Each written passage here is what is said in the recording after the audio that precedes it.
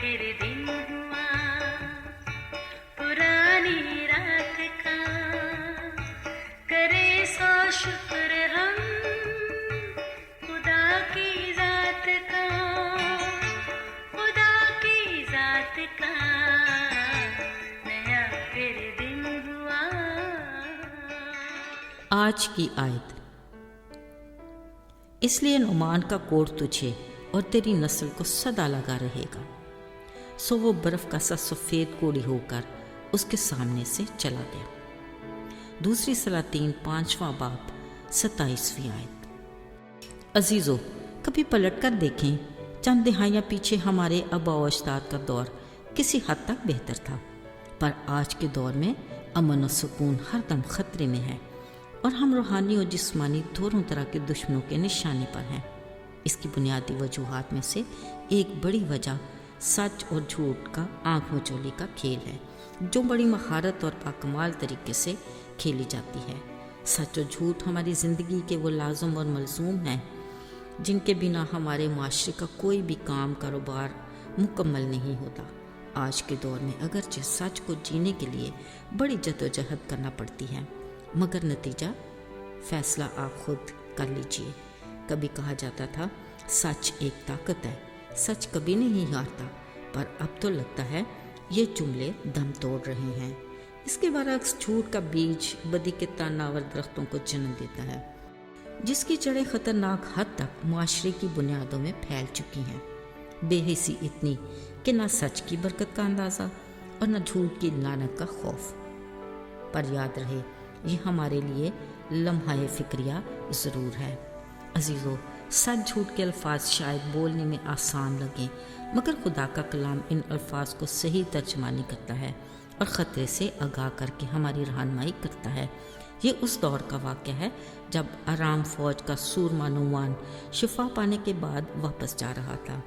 मर्द खुदा अलीशा के खादम जहाज़ी ने सोचा, देखो तो मेरे मालिक को बग़ैर तोहफ़े लिए उसे जाने दिया, मैं कुछ ले लेता तो क्या फ़र्क पड़ जाता। खैर, अभी भी कुछ बिगड़ा नहीं। ये सोचते वो नुमान के पीछे दौड़ा और उसे राह में रोक लिया। जब उसे मर्द खुदा के खादम के पीछे आने की वजह मालूम हुई तो उसने अलीशा नबी के मेहमानों के लिए यानी अंबिया आज़ादों के लिए खुशी से एक कंतार चांदी और 2 जोड़े कपड़े थैलियों में डालकर अलीशा नबी को इज़्ज़त देते हुए अपने नौकरों के हाथ भेजे। मगर चालाक जहाज़ी मोड़ पाई ही से तोहफे पकड़कर नुमान के नौकरों को वापस भेज दिया। फिर बड़ी मकारी से झूठ बोलकर वसूल किए तोहफे घर में रख कर बड़ी ही वफादारी से अलीशा नबी के हुजूर जा खड़ा हुआ। उसने जहाज़ी को देखते ही पूछा, तू कहाँ से आ रहा है? जहाज़ी ने साफ झूठ बोला और कहा, तेरा खादम तो कहीं गया ही नहीं। अफसोस, उसे इस बात का अंदाज़ा ही नहीं था कि जिसका वो मर्द खुदा है उससे कुछ भी पोशीदा नहीं। अजीज़ों, ज़रा सोचिए, खुदा से झूठ बोलना इतना आसान है क्या?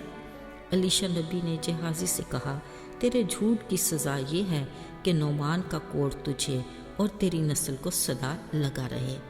कलाम में लिखा है, सो वो बर्फ़ का सा सफ़ेद कोढ़ी होकर उसके हुजूर से चला गया। अजीज़ों, एक झूठ का इतना अलमनाक अंजाम, इससे हमें संजीदगी से जान लेना चाहिए कि खुदा की निगाह में इस झूठ की क्या हकीकत है।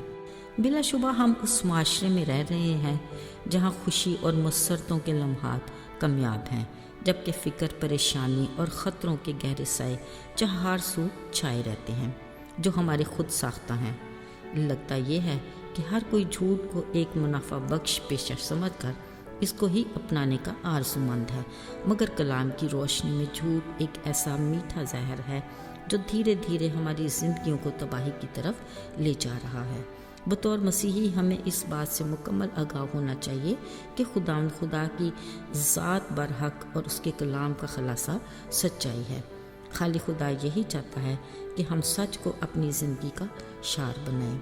सच यही है कि हम खुदाए वाहिद और बरहक खुदा को, जिसने यसु को हमारे लिए दुनिया में भेजा है, जाने।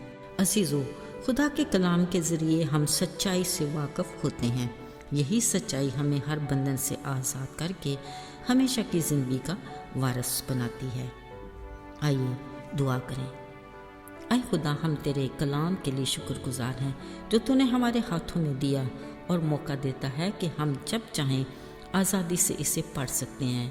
ہمیں حکمت عطا کر کہ ہم سچ میں مضبوطی سے قائم رہیں اور جھوٹ میں ابلیس کی چالوں کو سمجھ سکیں۔